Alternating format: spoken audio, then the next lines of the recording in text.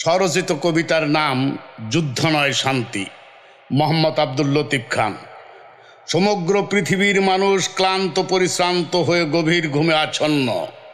কোথাও সন্তানকে ঘুম পাড়ানি গান অথবা গল্প বলে একটু আগে ঘুমে পাঠিয়ে দিয়েছে।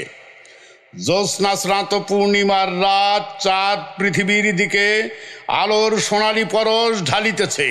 হাসনাহেনার মিষ্টি মধুর সুগন্ধি পৃথিবীকে করিতেছে বাসনার স্বর্গপুরী। গাজা উপত্যকার মা শিশুকে বুকে নিয়ে কোথাও মৃত্যুর আশঙ্কায় প্রহর গুনছে। কোথাও শিশু মৃত্যুমায়ের স্তন পান করে পেটের ক্ষুধা নিবৃত করার চেষ্টায় রত। গাজাবাসীর মৃত্যুর কাফেলা দিন দিন বাড়ছে। মসজিদের আজানে আল্লাহ মহান ঘোষণার সাথে সাথে মুয়াজ্জিনের কণ্ঠে প্রিয় হারা স্বজন হারা কান্নার আর্তনাদ। এমনই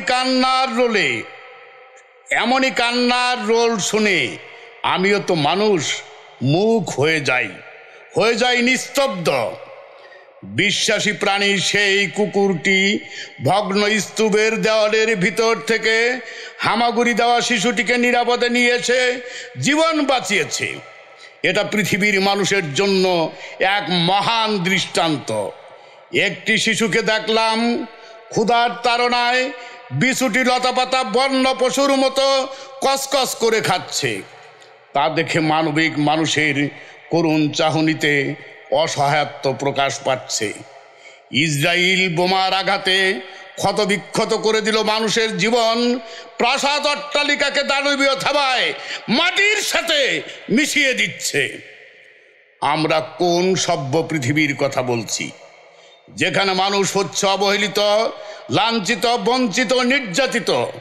সভ্য দুনিয়ার মোড়লরা যুদ্ধ বন্ধের কথা বললেও আমি শুনতে পাই সেখানে মিথ্যা আশ্বাসের ধ্বনি প্রতিধ্বনি।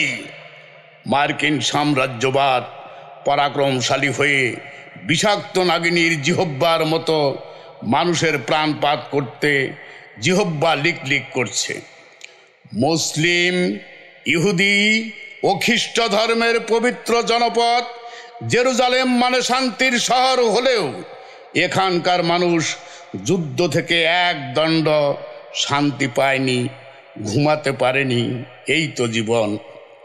ইসরায়েল পর ধন লোভে মত্ত একটি আগ্রাসনবাদী রাষ্ট্র বণিকের বেশে সে এখানে শাসকের রূপ পরিগ্রহ করেছে। ফিলিস্তিনকে করেছে অধিকার বঞ্চিত একটি ব্যর্থ রাষ্ট্রে পরিণত। মা চোখের অশ্রুতে গোসল করিয়ে সন্তানের দাফন এখানে সুসম্পন্ন করেছে। মুসলমানদের পবিত্র মসজিদুল আল আকসা, দি ডোম অফ রক, এখানে অবস্থিত। মক্কা মদিনার পরে এই মসজিদ ছিল মুসলমানদের কাছে তৃতীয় পবিত্র ভূমি। মুসলমানরা সর্বপ্রথম এই মসজিদকে কাবা হিসাবে এদিকে মুখ করে নামাজ আদায় করত। মেরাজের রাতে হজরত মুহাম্মদ সাল্লাল্লাহু আলাইহি ওয়াসাল্লাম মক্কা হতে মসজিদুল আল আকসায় আগমন করেন এবং ভেস্ত পরিভ্রমণে যান আল্লাহর সাথে দিদার করতে। ইহুদিদের মতে 4000 বছর পূর্বে দাউদ আলাইহিস সালাম জেরুজালেম দখল করে নেন। দাউদ আলাইহিস সালামের পুত্র সুলাইমান আলাইহিস সালাম এখানে টেম্পল অফ মাউন্ট প্রতিষ্ঠা করে ইহুদিরা তা মনে প্রাণে বিশ্বাস করেন। খ্রিস্টান ধর্মাবলম্বীদের মতে এখানে ঈশা চিরনিদ্রায় শায়িত আছেন।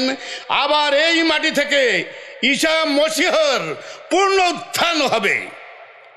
মুসলিমদের মতে মসজিদুল আল আকসা হজরত সুলাইমান আলাইহিস সালাম নির্মাণ করেন জিন জাতির মাধ্যমে। খ্রিস্টানদের গির্জা অব দ্য হোলি সেপালচারকে খ্রিস্ট জগতে সবচেয়ে গুরুত্বপূর্ণ গির্জা হিসেবে বিবেচনা করা হয়। 60 লক্ষ ইহুদির লাশে বিশ্ব ত্রাস সঞ্চারিল জার্মানির অ্যাডলফ হিটলার। স্বদেশ ভূমি থেকে বিতাড়িত ইহুদিরা আশ্রয় পেল ফিলিস্তিনে। জমি কিনে বসতি স্থাপন করে ফিলিস্তিন নতুন রাষ্ট্র প্রতিষ্ঠার স্বপ্নে বিভোর ইহুদি জাতি। আল্লাহ প্রেরিত সবচেয়ে বেশি নবীর সমাধিস্থল হলো প্যালেস্টাইন। নক্ষত্রের আগুনে লেখা একটি নাম ইয়াসির আরাফাত, যাকে বিষক্রিয়ার মাধ্যমে হত্যা করা হয় 2004 সালে ফ্রান্সের একটি হাসপাতালে। কাল বৈশাখী তাণ্ডব লীলার মতো ফিলিস্তিনের মাটিতে পড়েছে ইসরায়েলি বোমার আঘাত, ফিনকি দিয়ে রক্ত নদী বয়ে চলেছে। বিভীষিকার নির্লজ্জ বহিঃপ্রকাশ আজ বিশ্ববিবেককে নাড়া দিয়ে যায়। ওরা জীবন দেওয়ার জন্য মনে হয় সৃষ্টি হয়েছে। ইরানি নেতা কাসেম সুলাইমানি ড্রোন হামলায় এখানে নিহত হন। ইসমাইল হানিয়াকে জীবন দিতে হয় বোমা বিস্ফোরণের মাধ্যমে। প্রতিবাদের ঝড় উঠেছে আজ সারা পৃথিবীতে। যুদ্ধ খেলা বন্ধ করো, শান্তি স্নিগ্ধতার প্রকাশ চাই। সারা পৃথিবীর মাটিতে মানব সভ্যতার ইতিহাসে নতুন করে আবার যোগ হোক। যুদ্ধ নয়, শান্তি, শান্তি, শান্তি।